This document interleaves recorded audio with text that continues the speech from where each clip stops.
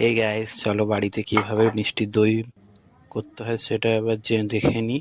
প্রথমে দেখো, আমি 1.5 কেজি মতো দুধ নিয়েছি, একদম ঘন দুধ, প্যাকেট দুধ, একদম ফুল ফ্যাট মিল্কি দুধ।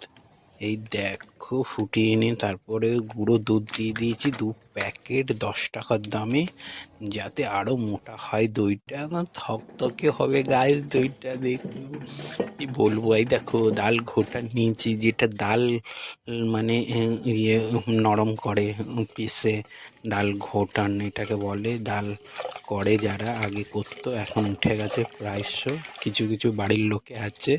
এখন দেখো এটা আমি হালকা হাতে একদম দুধটাকে মিলিয়ে নিয়েছি, একদম মিশে যায় যেন দানা দানা না থাকে। দেখো ভাপ উঠে গেছে, এবার এসছে। এই দেখো আমি চিনি দিয়ে দিয়েছি, গরম গরম চিনি দিয়েছি, গলে গেছে। এবার দেখো এটা প্যাকেট দই, খুব একটা টক না কিন্তু।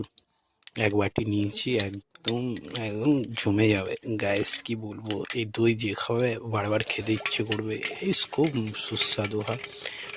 বাইরে দোকানে কিনতে যাবেন কেন গাইস, এই বাড়িতে করে নেবে।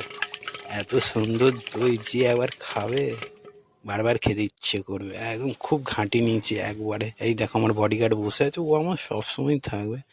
হ্যাঁ, এমন ঘুঁটান ঘুঁটে যে হাত লাল হয়ে গেছে, প্রায় যন্ত্রণা হয়ে যাবে। এই দেখো স্টিলের পাত্রে ঢেলে দিতে, এই দেখো ফাইনালি তুলে খাওয়া হয়ে গেছে। এরপরে দেখাচ্ছে, এই দেখো কি থকথকে দই গাইস, এই দেখো সে কি নরম, পুরো দোকানের মতনই। আর এই দই যদি বাড়িতে কেউ আসে, তাকে যদি দেওয়া হয়, সে বিশ্বাসই করতে পারবে না যে এটা ঘরে বসানো দই। সে বলবে হ্যাঁ ইয়ার্কি মারা হচ্ছে, এটা তো দোকানের দই। কিন্তু সে যদি স্বচক্ষে দেখে তারপরে তার বিশ্বাস হবে। গাইস কি সুন্দর না?